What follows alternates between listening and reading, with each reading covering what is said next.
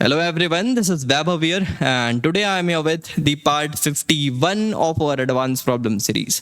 तो आज के इस वीडियो पर हमने मैग्नेटिज्म पर बेस्ड एक बढ़िया सा सवाल इंक्लूड किया है। तो वही पैटर्न रहने वाला है। आप पहले से खुद से एक बार ट्राई करेंगे, ट्राई करने के बाद इसके सोल्यूशन को एंड तक देखेंगे और सोल्यूशन देखने के बाद एज यूजुअल जैसा होता है कि आपको कुछ इंटरेस्टिंग नया सीखने को इस वीडियो से मिल जाएगा। तो चलिए वीडियो पर आगे बढ़ते हैं। और अगर मैं अपने एडवांस 2024 वाले बच्चों के लिए बात करूं तो आपका एग्ज़ाम अब करीब आ रहा है और अगर आप फील करते हैं कि आपकी तैयारी ठीक ठाक लेवल की हो चुकी है तो आप हमारे एडवांस प्रॉब्लम सीरीज़ को पार्ट 1 से शुरू करते हुए पार्ट 51 तक एंजॉय कर सकते हैं। एंजॉय करने इन सेंस आप अपने आप को टेस्ट कर सकते हैं और अब ऐसी घड़ी आ चुकी है कि आपको खुद को टेस्ट करना चाहिए और ये सब बहानेबाजी नहीं करना चाहिए कि सर मेरा कॉन्फिडेंस गिर जाएगा दिस एंड ऑल। बट हाँ, ये चीज़ सही है कि आपको जब टेस्ट कर रहे हैं खुद को तो कुछ रेलेवेंट चीज़ें से टेस्ट करें। कोई भी इधर उधर की चीज़ें उठाकर टेस्ट करेंगे तो हाँ आपका कॉन्फिडेंस जाने वाला है और बिना मतलब का जाने वाला है। तो इस वजह से मैं आपको सजेस्ट करता हूँ कि आप हमारे एडवांस प्रॉब्लम सीरीज़ को फॉलो करें जिसमें आपको not even a single question आपको फिजूल के नहीं मिलने वाले। एक भी सवाल आपको ऐसा नहीं है जो कि फिजूल का होने वाला है। हर सवाल आपको रेलेवेंट लगने वाला है और कुछ नया अच्छा सिखाकर जाने वाला है। तो यही सजेशन रहेगा कि आप पार्ट 1 से पार्ट 51 तक अभी इंजॉय करें और बहुत सारे बढ़िया सवाल ऑलरेडी रेडी हो चुके हैं हमारे जो कि इस चैनल पर आपको कंटिन्यू मिलने वाले हैं आपके एडवांस एग्जामिनेशन तक। जैसे कि कुछ थर्मोडायनेमिक्स वगैरह पर काफ़ी बढ़िया सवाल रेडी हैं तो वो भी आपको जल्दी मिल जाएंगे इस चैनल पर। तो आप शुरू कर सकते हैं पार्ट 1 से और पार्ट 51 तक अभी फ़िलहाल एंजॉय करें एंड आपको रेगुलर इसमें वीडियोस और भी अच्छे क्वेश्चंस के मिलने वाले हैं। और अगर मैं 25 वाले बच्चों के लिए बात करूं 2025 वाले बच्चों के लिए बात करूं तो फिर आप हमारे कोर्सेस चेक कर सकते हैं। आप हमारे कोर्सेस चेक कर सकते हैं जिसमें हमने कंप्लीट फिजिक्स कवर करना है, जिसमें हमने सब कुछ कवर करना है, हर एक चैप्टर कवर करना है 2025 वालों के लिए। और अभी तक हमने मैकेनिक्स कंप्लीट किया है, मैकेनिक्स कंप्लीट कर लिया है और ऐसे वैसे लेवल पे नहीं, बिल्कुल बढ़िया लेवल पे कंप्लीट कर लिया है। तो अगर आप चाहते हैं कि पढ़ना लिखना चाहते हैं और अगर आप चाहते हैं कि कुछ अच्छे लेवल की चीज़ें सीख लें और अगर आप साथ में टिके रहेंगे, बिकॉज हम शुरू तो बिल्कुल अच्छे लेवल से करेंगे, बिल्कुल बेसिक लेवल से करेंगे हर एक चीज़ को, बट एक बहुत अच्छे लेवल पर चीज़ों को जाकर छोड़ेंगे। तो अगर आप इन बिटवीन कोर्स को नहीं छोड़ देते हैं तो आपके लिए बेस्ट होने वाला है। अगर आप टिक जाते हैं लास्ट तक तो आप बिल्कुल बेहतरीन लेवल पर हो जाएंगे, इंडिया के जो भी बेस्ट स्टूडेंट होंगे उनके साथ compete कर पाएंगे इस कोर्सेज के थ्रू। तो ये हो गया हमारा मैकेनिक्स का कोर्स। और दूसरा कोर्स जो कि हमारा ऑनगोइंग है जिसमें हमने ज्योमेट्रिकल ऑप्टिक्स और SHM अभी तक कंप्लीट कर लिया है और अब वेव्स, साउंड वेव्स और स्ट्रिंग वेव्स और साथ में वेव ऑप्टिक्स कंप्लीट करना है जो कि हम कंटिन्यू करते हुए अभी कंप्लीट कर लेने वाले हैं। तो जिस लेवल की ज्योमेट्रिकल ऑप्टिक्स हुई है यहाँ पर आपको लगेगा कि हम पढ़ ही क्या रहे हैं, इतना आसान कैसे लग रहा है ज्योमेट्रिकल ऑप्टिक्स। आपको कुछ इस तरह का फील होने वाला है बिकॉज बहुत अच्छी तरह से हर एक चीज़ को वहाँ पर आपको बताया गया है जिससे कि आप ऐसा फील करेंगे कि काफ़ी ज़्यादा आसान टॉपिक है। बट जो बच्चे कहीं अच्छी तरह से नहीं पढ़े इस टॉपिक को तो उनसे पूछिएगा कि उन्हें किस तरह से कंफ्यूजन हो सकता है इस टॉपिक पर भी। तो आपको बहुत बढ़िया वे पे सारी चीज़ें मिल जाएंगी एंड SHM में बहुत सारा बढ़िया प्रैक्टिस और सारे अलग अलग चीज़ों से मिलाकर जो भी क्वेश्चंस वगैरह होते हैं हर एक चीज़ आपको बिल्कुल प्रॉपर मैनर पे SHM पर भी मिल जाने वाला है। तो ये ऑनगोइंग कोर्स काफ़ी ज़्यादा इंपॉर्टेंट हो जाता है बिकॉज इससे 4 से 5 सवाल आपको चाहिए एडवांस एग्जामिनेशन पे मिल जाते हैं इस चैप्टर के अंदर से। तो इस वजह से ये बोल सकते हैं काफ़ी ज़्यादा इंपॉर्टेंट कोर्स है हमारे लिए। तो अगर 2024 वाले बच्चे भी चाहते हैं कि अभी फ़िलहाल बचे हुए टाइम पे इसको कंप्लीट कर लें तो वो बिल्कुल कर सकते हैं। बट 2025 वालों के लिए मैं बता दूं कि आपको कंप्लीट फिजिक्स करने का मौका मिल रहा है। और जेन्युइनली अगर मैं अभी आपको सही बात बताऊं तो बहुत सारे मुझे मैसेजेस आ रहे हैं कि सर क्या आप 2024 वाले बच्चों के, कि सर क्या ये सारी चीज़ें भी कवर हो पाएंगी क्या। दो बिकॉज हमने कोर्सेज लेट शुरू किए थे और ऑनलाइन प्लेटफॉर्म में मेरा आना थोड़ा लेट हुआ था, तो उनको सारे चैप्टर्स कराने का मेरा वादा था नहीं। तो उनका कहना ये है कि सर क्या ये चैप्टर्स भी आप करा दोगे क्या, बिकॉज आपसे सब कुछ करने का बहुत मन हो रहा है। तो इस वजह से मैं आपको बोल रहा हूँ कि 2025 वालों के लिए अभी गोल्डन अपॉर्चुनिटी है कि आप अभी से जुड़ जाएं और सारी चीज़ों को कवर अप कर लें, बिकॉज बाद में आपको आना है। ये बहुत ज़्यादा पॉसिबिलिटी है कि बाद में आप आएंगे, बट उस तरह से आप यूटिलाइज नहीं कर पाएंगे जितना अच्छा अभी से यूटिलाइज कर सकते हैं। तो बहुत अच्छा मौका है, आप एक बार सारी चीज़ों को कवर अप कर सकते हैं। तो चलिए आगे बढ़ते हैं इस वीडियो पर और प्रॉब्लम स्टेटमेंट को देखते हैं क्या बोला जा रहा है सवाल में। तो ये हमारे पास क्वेश्चन है, तो एक बार आप इसको देखेंगे क्या बोला जा रहा है। पार्ट 51 है, तो एक बार इसका स्टेटमेंट रीड करें। ये इसका कुछ फिगर है, ये इसका कुछ फिगर है। तो देखिए बोला क्या जा रहा है, non conducting cylindrical shell of radius R. तो ये ठीक है, एक आर रेडियस का शेल है, इसमें अंदर की तरफ हर जगह मैग्नेटिक फील्ड यहाँ पर लगा हुआ है, हर जगह मैग्नेटिक फील्ड अंदर की डायरेक्शन पे, ये डायरेक्शन दिखाया गया है। A hole is drilled in the cylinder and a particle having charge q and mass m is projected with velocity v naught। तो इसको हमने यहाँ से v naught की velocity से प्रोजेक्ट कर दिया है perpendicular to the magnetic field and directed towards the axis of the cylinder as shown in the figure। the particle collides elastically, important line है, elastic collision हो रहा है particle का with the inner wall of the cylinder and it's rebounds. तो टकराकर वो rebound कर रहा है, ऐसा कुछ हो रहा है। तो आपको ये चार ऑप्शंस चेक करने, एक बार आप खुद से ट्राई कर लें, इसे एक बार खुद से ट्राई कर लें। तो चलिए मैं इसके सोल्यूशन वाले पार्ट पर अब आगे आता हूं। ओके, तो सबसे पहले अगर मैं आपको बोलूं कि ये मेरे पास एक सिलिंड्रिकल सरफेस है जिसमें अंदर की तरफ मैग्नेटिक फील्ड लगाया गया है, जिसमें अंदर की तरफ मैग्नेटिक फील्ड लगाया गया है, और इस मैग्नेटिक फील्ड पे यहाँ से हमने एक चार्ज को अंदर की तरफ प्रोजेक्ट किया है, जो कि बिल्कुल इसके सेंटर के डायरेक्शन पर इनिशियली हमने प्रोजेक्शन की थी। बिल्कुल सही है, समझ में आया।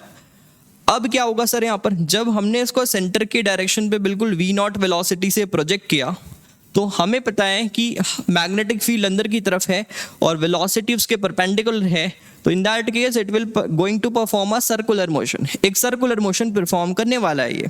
तो कैसा सर्कुलर मोशन होगा सर, हमें पता है v इस डायरेक्शन पे, b इस डायरेक्शन पर है, तो ये कोई ऐसा एक टेंजेंट ड्रॉ करेंगे, इस पे एक टेंजेंट सा ड्रॉ करेंगे, मतलब इसके साथ परपेंडिकुलर डायरेक्शन पे।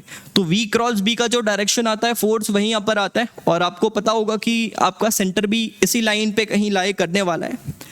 तो इस लाइन पे इसका सेंटर होगा, और ये चार्ज जो कि यहाँ से प्रोजेक्टेड था वो कुछ ऐसा घूम जाएगा, वो कुछ ऐसा घूम जाएगा, और घूम जाने के बाद, घूमने के बाद क्या देखने को मिलेगा, यहाँ पर जैसे पहुँचता है तो इसकी जो वेलोसिटी इस डायरेक्शन पर थी और v नॉट ही रहेगी, बिकॉज पता है मैग्नेटिक फील्ड पे उसकी जो वेलोसिटी की डायरेक्शन बदलती है और मैग्नीट्यूड तो बदलता नहीं है। तो ये v नॉट से ही ऐसा घूमते हुए पहुंच गया, और फाइनली अगर देखें तो यहाँ से टकराया और इसकी वेलोसिटी वापस से ऐसे हो गई, बिकॉज इलास्टिक टकराया ना, इलास्टिकली टकरा रहा है इस जगह पर, तो वेलोसिटी इसकी वापस से रिवर्स हो गई। तो अब वेलोसिटी इधर हो गई, फिर से मैग्नेटिक फील्ड है, अब इसका v क्रॉस b कैसा बनेगा सर, अब इसका v क्रॉस b ऐसा बनेगा। तो इसका सेंटर कहीं यहाँ पर लाए करेगा, और इस सेंटर के अबाउट वापस से ये क्या करने वाला है, एक सर्कल, वापस से एक सर्कल, और यहाँ से फिर से ये टकराएगा, फिर से वापस से एक सर्कल, और फिर से यहाँ पर टकराएगा और वापस से एक से सर्कल। कुछ इस तरह का ये मोशन ओवरऑल करने वाला है। तो हमें यहाँ पर क्या पूछा गया था सवाल पे, अगर ऑप्शंस को चेक करें एक बार, तो इसमें बोला गया है कि minimum number of collisions after which it will emerge is 2। तो कितने सबसे कम कोलिजन हो सकते हैं जिससे कि ये बाहर निकल जाए। दूसरे में पूछा गया है मैक्सिमम स्पीड के बारे में, तीसरे में पूछा गया है मिनिमम टाइम के बारे में, एंड लास्ट में पूछा गया है कि अगर आप वी नॉट, ये वाले वी नॉट को यूज करते हैं वी नॉट बाई 3 के फॉर्म पे, तो फिर आपको कितने कोलिजन फेस करने पड़ेंगे। तो ये 5 कोलिजन फेस करने के लिए बोला जा रहा है। हम चेक करेंगे क्या 5 कोलिजन होता है या नहीं। तो चलिए अब इसके सोल्यूशन को थोड़ा और बेहतर तरह से समझते हैं। तो आई होप कि आपको ये समझ में आया होगा कि मोशन कैसा हो रहा है। ये इधर से जाके ऐसा टकरा रहा है, इधर से ऐसा टकरा रहा है, ऐसा टकरा रहा है, हो सकता है कि ऐसे टकराने के बाद फाइनली यहाँ से बाहर हो जाए। तो फिर इंपॉर्टेंट चीज़ ये है, इंपॉर्टेंट चीज़ यहाँ पर ये है कि आप वेलोसिटी कैसा दे रहे हो। अगर आप बड़ी वेलोसिटी दोगे तो एक बड़ा सर्कल लेगा ये। अगर आप इस जगह पर प्रोजेक्शन कुछ हाई स्पीड से करते हो तो आपका जो रेडियस बनेगा, बिकॉज रेडियस जो होता है वो mv/q भी होता है ना, mv/q भी होता है। तो अगर रेडियस mv/q भी होता है तो आप देख सकते हो वेलोसिटी के डायरेक्टली प्रोपोर्शनल है। तो जितना ज़्यादा वेलोसिटी बढ़ाऊंगा रेडियस उतना बड़ा होगा, और रेडियस बड़ा होगा मतलब ये कहीं इस जगह पर सेंटर लाई करेगा। छोटी वेलोसिटी दूंगा तो सेंटर कहीं यहाँ पर लाई करेगा, और अगर सेंटर यहाँ पर लाई करता है तो आप देख सकते हो कि ये कहाँ पर फाइनली हिट करेगा, कहीं यहाँ पर, कहीं इस जगह पर, यहाँ से प्रोजेक्ट करते हुए ऐसा। अगर छोटी वेलोसिटी के साथ हिट करता हूँ, वेलोसिटी बड़ा करूंगा तो सेंटर ये बन जाएगा, और अगर सेंटर ये बन जाएगा तो टेंजेंट यहाँ से ये ड्रॉ करेंगे और कुछ यहाँ पर हिट करेगा, ये यहाँ पर कुछ हिट करने वाला है। तो आई थिंक आप ये समझ रहे होंगे कि जैसे जैसे वेलोसिटी बढ़ाएंगे तो इसका कर्वेचर और बड़ा होता जाएगा, इसका रेडियस ऑफ कर्वेचर बड़ा होता जाएगा। और फिर उसके बाद जब ये एक बार टकरा गया है तो इंपॉर्टेंट चीज़ ये है कि जब ये एक बार टकरा गया तो उसकी वेलोसिटी बिल्कुल उसी तरह से रिवर्स हुई है। तो जिस रेडियस का सर्कल इसने यहाँ कवर किया था वैसा ही उसी रेडियस का सर्कल यहाँ कवर करेगा, और अगला सर्कल भी वो बिल्कुल वैसा ही कवर करेगा, और हो सकता है कि वो यहाँ से बाहर निकल जाए।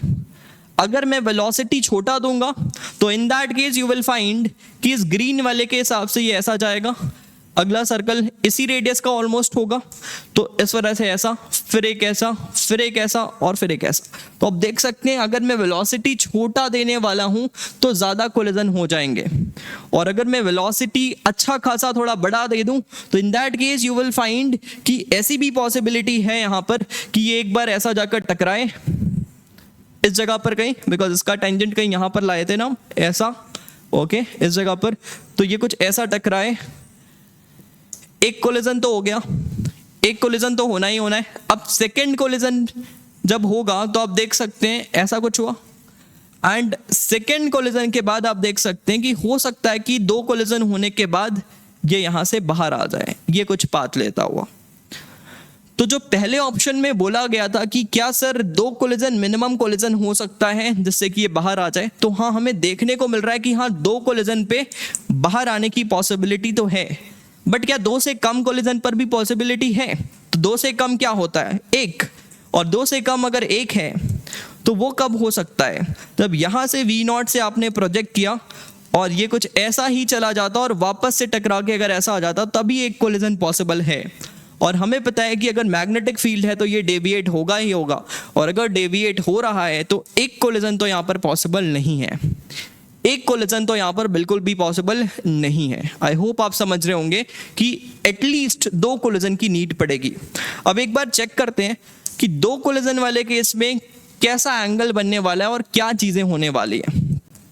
तो अगर मैं यहाँ से प्रोजेक्शन करूँ, अगर मैं यहाँ से प्रोजेक्शन करूँ तो हमें समझ में आ रहा है कि ये कुछ ऐसा जाएगा, ऐसा जाएगा, ये कुछ सेंटर है ना, अगर देखें तो ये कुछ ऐसा गया, यहाँ से ऐसा गया, और फाइनली यहाँ से ऐसा आ गया। कुछ इस तरह का इसका पाथ होने वाला है। अगर हम ध्यान से देखें तो ऐसा जाकर ऐसा, एंड फाइनली इस तरह से बाहर आ जाए, यहाँ से बाहर आ जाए। तो कितना कोलिजन हुआ है? फर्स्ट कोलिजन, और यहाँ पर सेकंड कोलिजन, 2 कोलिजन हो रहा है। अच्छा, तो अगर ऐसा हम चाहते हैं कि 2 कोलिजन हो तो उसके लिए मुझे यहाँ पर ये इसका, मान लीजिए मैंने वो बना लिया, यहाँ से एक टेंजेंट बनाया इसके वेलोसिटी के परपेंडिकुलर, बिकॉज वेलोसिटी मैंने ऐसा कुछ दिया था, और यहाँ से टेंजेंट कुछ ऐसा बनाया, और ये मेरा मान सकते हैं कि सर्कल हुआ। ये मेरा सर्कल है, का सेंटर है, मतलब ये एक सर्कल है येलो वाला लाइन और उसका सेंटर यहाँ पर है। तो उस हिसाब से अगर आप देखें तो सेंटर के साथ ये जो एंगल बना रहा है, मैं उसके बारे में थोड़ा सा बात करना चाहूँगा। तो ये वाला अगर लाइन मैं यहाँ से ड्रॉ करूँ, ध्यान से देखिएगा, बिल्कुल रेलेवेंट सवाल है इस प्रकार से। और अगर हम देखें तो इस एंगल को फिलहाल मैं फाई मान लेता हूँ, इस एंगल को फाई मान लेता हूँ, चलिए इस एंगल को भी फाई बोलेंगे फिर, तो ये भी क्या होगा, फाई। बिल्कुल ठीक है। अब ये फाई है, ये भी फाई है, ये थीटा है मान लो और ये भी थीटा है, इसको थीटा बोल लिया, इसको थीटा बोल लिया। और आपको पता है कि ये वाला एंगल 90 होगा, ये ऊपर वाला एंगल 90 होगा, तो ये 90 माइनस फाई का एंगल है, ये 90 माइनस फाई का एंगल है। आई होप आप समझ रहे हैं मैं क्या बोलने की कोशिश कर रहा हूँ। और अगर ये फाई है तो अगले मोमेंट पे जब ये दूसरा सर्कल लेने वाला है तो उस मोमेंट पे भी ये बिल्कुल सिमेट्री चीज़ें बनी होंगी और इसका सेंटर कहीं यहाँ पर आया होगा, दिस इज सेंटर 2। और इस वक्त अगर आप एंगल्स देखें, इस वक्त अगर आप एंगल्स देखें तो आप किसके साथ एंगल देख रहे हैं, अगर देखें तो सेंटर और इसके सेंटर को मैच कर रहे हैं और हम एंगल्स को फिर ड्रॉ कर रहे हैं। तो अगर आप यहाँ पर एंगल को देखें ध्यान से तो आपको समझ में आ रहा होगा कि यहाँ पर भी जो दो एंगल्स आपको बनते हुए दिख रहे हैं, बिकॉज इनके दोनों के एज को जोड़ रहे हैं अपन और उस हिसाब से एंगल लिख रहे हैं, तो यहाँ पर भी जो दो एंगल्स बन रहे हैं वो भी क्या बोल सकते हैं, फाई और फाई है। और फिर तीसरे वाले के लिए अगर देखें तो इसका सेंटर कहाँ पर आएगा सर, अब ये ऐसा जा रहा है और इसकी वेलोसिटी ऐसी आई है तो v क्रॉस b कुछ ऐसा आएगा, तो इसका सेंटर कहीं इस लाइन पर आने वाला है, तो दिस इज सेंटर 3, ये तीसरा सेंटर होने वाला है। और इसके अबाउट भी आपको एंगल कैसा मिलेगा सर, बिल्कुल वैसा ही मिलेगा, बिकॉज तीनों सर्कल सेम है, तीनों एक ही रेडियस के सर्कल हैं, तो ये बिल्कुल सेम एंगल आपको वैसा ही देखने को मिलेगा जैसे पहले देखने को मिल रहा था। तो आप यहाँ से समझ सकते हैं कि 1 2 3 4 5 6, अगर मैं चाहता हूँ कि दो कोलिजन के बाद चीज़ें बाहर निकल जाएं तो 6 फाई की वैल्यू आपकी 2 पाई होनी चाहिए, मतलब फाई की वैल्यू π/3 होनी चाहिए, फाई की वैल्यू π/3 होनी चाहिए, मतलब π/3 ये वाला एंगल होना चाहिए, तो ये वाला एंगल 30 डिग्री होना चाहिए। आई होप आप समझ रहे हैं मैं क्या बोलने की कोशिश कर रहा हूँ। ये वाला एंगल π/3, ये भी π/3, तो ये वाला एंगल 30 और ये वाला एंगल भी 30। तो अगर ऐसा होता है कि आप वेलोसिटी कुछ इस तरह से दो कि अगर फाई वाला एंगल π/3 बन जाता है, अगर फाई π/3 बन जाता है तो आप देखेंगे कि दो कोलिजन में ही काम हो सकता है। और हमें पहले ऑप्शन में यही बोला गया था कि मिनिमम कोलिजन जो चाहते हैं वो 2 हो सकता है, तो हाँ बिल्कुल हो सकता है। तो चलिए फाइंड करते हैं कि ये दो कोलिजन किस वक्त होने वाला है और किस वेलोसिटी के साथ होने वाला है। तो सेकेंड पार्ट में अगर आप देखें तो क्या बोला जा रहा है, the maximum speed v0 for which it can come out is this. क्या v0 की मैक्सिमम स्पीड हम चाहते हैं जिससे कि ये बाहर की तरफ निकल जाए, मैक्सिमम स्पीड चाहते हैं जिससे कि ये बाहर निकल जाए। तो in that case what you will find कि अगर मैं वेलोसिटी बढ़ाता हूं और कम करता हूं तो क्या डिफरेंस आएगा, मैं आपको ये बताने की कोशिश कर रहा हूं। आप इस फिगर को ध्यान से देखिए तो आप समझ रहे हैं कि अगर मैं छोटे वेलोसिटी के साथ अगर हिट करूं तो ये कैसा सर्कल लेगा। ये सारे सर्कल जो मैंने पर्पल रंग से बनाए हैं सॉरी, वो सब एक ही सर्कल है। तो मैंने यहां से प्रोजेक्शन किया था, ये कुछ ऐसा घूमा, यहां से वापस से टकरा के ऐसा वेलोसिटी हुआ, अब ये वाला सर्कल ले आइए और फिर से यहां पर टकरा के वेलोसिटी ऐसा हो गया और ऐसा होते हुए फाइनली ये बाहर की तरफ आ गया। तो आप देख सकते हैं कि आप वेलोसिटी जैसे कम करोगे वैसे ये वाला आर्क लेंथ कम होगा। और आर्क लेंथ कम होने का मतलब क्या है सर, आर्क लेंथ कम होने का मतलब है कि आपको ज़्यादा सर्कल्स लेते हुए यहाँ पर ज़्यादा कोलिजन फेस करना पड़ेगा। और अभी हमने देखा इस वाले केस में कि जब मैं इसको 60 डिग्री के साथ चीज़ों को हिट कर रहा था, यहाँ पर ये वाला एंगल 60 था, फाई की वैल्यू जब 60 थी π/3, तो इन दैट केस दो कोलिजन के साथ काम बन गया था। और अगर आप इससे ज़्यादा बड़ा करोगे तो आपका सेंटर इससे और दूर जाएगा, और सेंटर और दूर जाएगा इसका मतलब ये कुछ टकरा के यहाँ पर हिट करेगा, यहाँ पर हिट करने के बाद अगला हिट यहाँ पर होगा और फिर आप इस जगह पर नहीं पहुंच पाएंगे, फिर आप इस जगह पर नहीं पहुंच पाएंगे। और इससे कम वेलोसिटी दोगे तो क्या होगा सर, ज्यादा कोलिजन के साथ ये बाहर निकलेगा, जैसे कि मैंने आपको दिखाया यहाँ पर। अगर मैं कम वेलोसिटी देता हूं तो ऐसे ज्यादा कोलिजन के साथ बाहर आएगा। तो मैक्सिमम वेलोसिटी आप कब दे रहे हो, जब दो कोलिजन के साथ ये बाहर आया है। तो दो कोलिजन के साथ जब ये बाहर आ रहा है तो in that case you will find कि फाई की वैल्यू π/3 थी। तो वेलोसिटी अगर मुझे निकालना है तो कोई खास बात नहीं है, वेलोसिटी निकालने में कोई परेशानी नहीं होनी चाहिए। बिकॉज अगर मैं इस ट्रायंगल को आपको दिखाऊं तो ऐसा ही तो कुछ हो रहा है ना, वो यहाँ पर हिट गया, फिर अगला यहाँ पर हिट किया और फिर यहाँ से ऐसा बाहर आ गया। तो अगर मैं इस ट्रायंगल को आपको दिखाऊं तो in that case you will say कि ये आपका सेंटर है, ये आपका आर हो गया, ये आपका आर हो गया, ये आपका स्मॉल आर हो गया और ये 90 हो गया। तो अगर मैं यहाँ से 10 फाई लिखूं तो 10 फाई की वैल्यू आप यहाँ से r/r लिखेंगे, r/r लिखेंगे। तो r की वैल्यू, अगर फाई की वैल्यू π/3 है तो 10 π/3 इज √3, तो r की वैल्यू √3r होगी उस केस में, r की वैल्यू √3r होगी। और r कैसे लिखते हो आप, r लिखते हो आप mv/qb, mv/qb। r के बदले आप लिखो √3r is equals to mv/qb। तो आप qb को ऊपर भेज दो और r से डिवाइड कर दो, तो ये आपको क्या देखने, mv/qb था ना, तो m शायद यहाँ से कैंसिल हो गया ना। एक बार चेक कर लेते हैं क्या लिखना चाह रहा हूँ मैं। ये लिखूंगा मैं √3r qb/m। This will be the velocity at which it will come out with the two collision and this is the maximum velocity। इससे ज़्यादा velocity दोगे तो बाहर नहीं आ पाएगा। आप ये चीज़ समझ रहे हैं कैसे, ये आप बिल्कुल समझ रहे हैं कैसे। उसके बाद अगर देखेंगे तो ये ऐसा जाएगा, ऐसा, फिर ऐसा, और उसके बाद फिर वापस से अलग अलग तरह से ये बाहर आने वाला है, मतलब बाहर आना मुश्किल हो जाएगा इसके लिए। तो आई थिंक आप ये समझ रहे हैं ये मैक्सिमम वेलोसिटी है। और अगर मैं यहाँ पर आपको ऑप्शंस के साथ बोलूँ तो यस, √3qbr/m पहला ऑप्शन भी ठीक है, दूसरा ऑप्शन भी ठीक है। अब आ जाते हैं minimum time in which it can come out will be, सबसे कम वक्त कब लगेगा। चलिए इसके बारे में भी बात कर लेते हैं। तो मैंने आपको क्या दिखाया कि अगर मैं वेलोसिटी कम रखता हूं तो आप देख सकते हो ये आर्क लेंथ 2, 3, 4 एंड 5। तो अगर ये आर्क लेंथ को आप ध्यान से देखें तो ये एंगल कितना घूम रहा है, ये यहां से ऐसा गया, यहां से ऐसा गया। और अगर मैं एंगल को यहां पर सेकेंड वाले फिगर से ही अगर आपको दिखाऊं तो अगर ये वाला एंगल फाई की वैल्यू, अगर फाई की वैल्यू 60 थी तो आप इसको 30 लिख रहे थे ना, ये 30 हुआ था और ये भी 30 हुआ था। तो इस वाले मोशन ने इसने कितना एंगल घूमा, 60, 30 + 30, 60 एंगल घूमा। अगले इसमें कितना घूमा, ये अगेन 60। अगेन इसमें अगर हम देखें तो आप समझ रहे होंगे कि इसमें अगेन ये कितना एंगल घूम रहा है, 60। आई थिंक आप समझ रहे हैं क्या बोलने की कोशिश कर रहा हूं। और फिर तीसरे वाले पे भी इसने कितना घूमा, 60। तो ओवरऑल एंगुलर डिस्प्लेसमेंट इसका कितना हुआ, कितना एंगल घूमा है ये, 60 60 60 विच इज 180। और किसके साथ घूम रहा है ये, ओमेगा के साथ घूम रहा है। और ओमेगा होता है v/r, ओमेगा होता है v/r। तो किसी एक ओमेगा के साथ घूम रहा है ये, ऐसा मान सकते हैं आप।